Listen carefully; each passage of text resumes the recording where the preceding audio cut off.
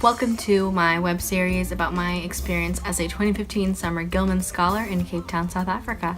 In this video, I'm going to be talking about my travel experiences while I was in Cape Town. So I've talked a little bit about my travel experiences in terms of going to Cape Town and coming back, but I haven't talked about where I went within the country of South Africa because I did do a little bit of traveling. A lot of people chose to go to different countries as well. I did not choose to do that just for money reasons, and I didn't want to have to figure out how to get a visa for that country. You probably have seen my tag video in which I describe how unpleasant the experience was of getting a South African visa, so did not want to replicate that overseas. But I did get to visit some really awesome places within the country, and I did not regret any of the decisions I made in terms of where I traveled and how far I traveled. The first place I went was on a kind of like a road trip. I took the garden route, which is like kind of like a scenic highway, which has a lot of stops along the way of things to do. I did it with a travel company. I did things like go to ostrich farms, which was really cool. Some people got to ride the ostriches, which was a really strange thing to watch because they're not really horses, but like they're some really big birds. It was just a lot. Also got to go on a game drive, so kind of like a safari, but it was on a game reserve, so all the animals had been living there for their whole lives.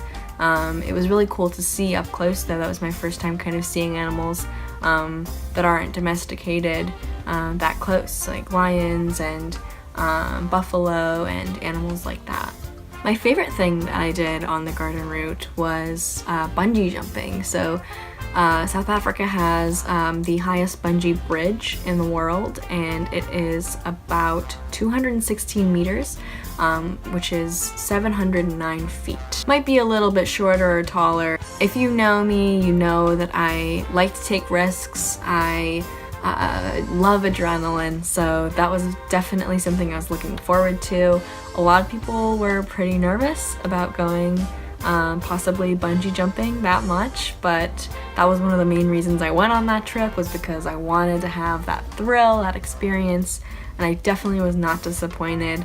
I actually have a video of that, of me jumping 216 meters, and I will link it right here in this magical space that I am motioning to. You should click on it. It's pretty rad. So the way it worked was they would fasten you to these like ankle strap things, and then you would be dropped. So they would push you, unless you jumped on your own, which I did. But if you're a little hesitant, they would kind of just push you over the edge, and then they would drop you down, and then before you kind of jerked, to avoid that, they would bring you back up and then kind of just slowly let you hang there until someone else from their team would come down and get you and then hoist you back up. They didn't hoist you back up by your feet. They did kind of take you and have you sit upright in the air as they brought you back up. But that was definitely a highlight of my experience. I show that video to a lot of different people. It's a great icebreaker. Hey, want to know a fun fact about me?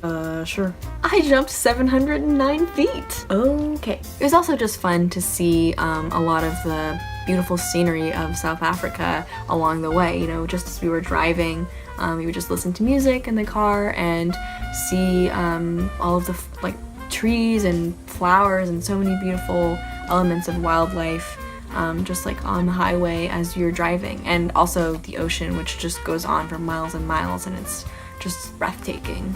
The second trip I took was actually over our mid-semester break, so kind of what would have been spring break for us in the US. I went to Kruger National Park, so that is kind of across the country, but just like a 2-hour flight to Johannesburg, and then we were picked up in a vehicle that was kind of our road trip nomad truck vehicle for the whole experience, and then we drove from Johannesburg, a little bit outside Johannesburg, to Kruger National Park. Along the way, we also saw Blyde River Canyon, God's Window. These are all awesome places just in nature and scenery in that part of South Africa that are definitely worth stopping by for a few hours or a day just to spend and kind of be in nature. Kruger National Park is a game park, so a lot of safari companies do their game drives there.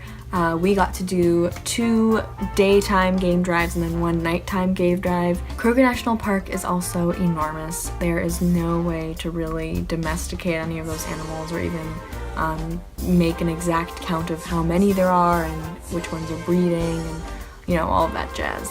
So it was really cool to see because even though it was in an enclosure, this very large enclosure, they were just kind of roaming on their own, and it wasn't like they were being guided to do something. So when you would see some animal hunting another one, it was just as you would have seen it, you know, anywhere in the wild. Got to see wild dogs, which are pretty rare to see on those kinds of game drives. We saw lions, we saw buffalo, a lot of elephants, a lot of baby elephants, which were very, very cute. And it was awesome because we got to spend some time just there in the park at night too when we were camping out. So to say that I camped out in Kruger National Park is definitely one of my favorite things that I gained out of that trip. I also hadn't been camping in a while, and it was cool to revisit that experience in a completely new country. We were in tents the whole time, so it was definitely intimate with nature. And one of the campgrounds that we stayed had like semi-outdoor showers, so the stalls were all private, but the other side that looked out to the park was just open, so you could see any animals. Not a lot of them gathered there because it was obviously one of the edges of the park, but we did see some antelope, which was kind of awesome when you're just showering and you can make a new friend. I love making new friends. For the last trip that I took, kind of towards the end of the semester, I went to Johannesburg for a weekend, which is 2 hours away by flight, as I said. And we just explored the city. We stayed in a hostel. We went to the National Apartheid Museum, which is the most incredible place. It is so well curated. I don't know much about museums, but it drew you in and you wanted to read every single information card, every pamphlet. You wanted to watch every single video. It was just an incredible experience. So privileged to have had that experience. The way the museum works is when you get your ticket, it'll tell you on the ticket whether you're classified as white or not white. Not just you as a person, but just it's a randomized ticketing service. So when you enter the museum, there are 2 different entrances, whether you're classified as white or non-white. And it was very interesting to have both experiences because I did go twice, just because I wanted to read everything and it just wasn't possible in one day. It definitely put things into perspective for me, coming as an outsider, so not a South African citizen, someone who has not grown up in South Africa at all. But I can imagine that it would be just as integral to somebody who has. And all around Johannesburg as well, there are lots of different historical sites and other museums that are also very well done. In the township of Soweto, which is a little bit outside Johannesburg, there's a museum dedicated to Hector Peterson, who you can read more about right here.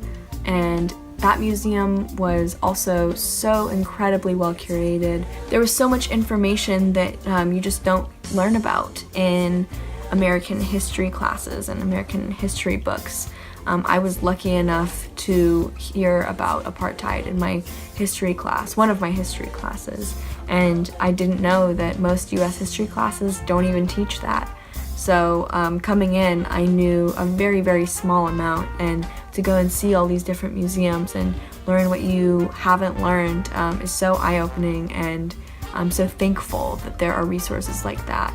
It's also interesting to describe these kinds of places because you want to say, oh, it was so amazing and it was beautiful, when in reality you're going to a place that is documenting intense struggle and discrimination and oppression. So really have to be careful about how you describe those places, because while they were very well put together and they conveyed very important information, you don't want to use language or think of them in a way that puts them on this pedestal that is the same way you would describe maybe like an art museum, because, you know, this art is meant to be celebrated while this history is not celebrated. It's supposed to be acknowledged and it's supposed to be heard, but it's not supposed to be celebrated.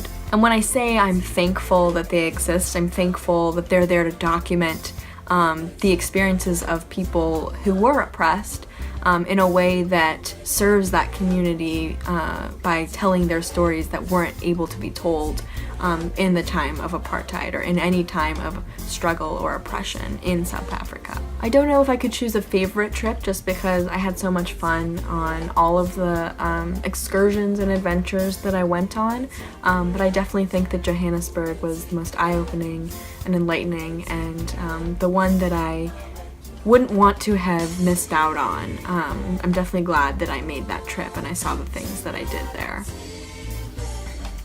There are a few other smaller kind of trips that I took. Wouldn't really call them trips because they were still inside Cape Town. I did visit Robben Island, which is where Nelson Mandela was imprisoned, and that was definitely a similar experience to the Apartheid Museum because it's an island, so you know you have to take a boat to go there, which makes it seem much more isolated, and I'm sure that nobody, you know, like me could ever imagine what an experience like that would be to actually be isolated there as a prisoner. But what I did really think was awesome was the fact that the tour guides were all former prisoners, so it definitely felt like they were telling their stories, whereas it wasn't just information being read to us. Glad again that people have that opportunity to tell their stories instead of just giving people like a textbook information type of deal. I also did a weekend homestay, which was in Bokop, in a neighborhood in Cape Town, which is primarily Muslim, and I'll talk about that more in depth in a different video.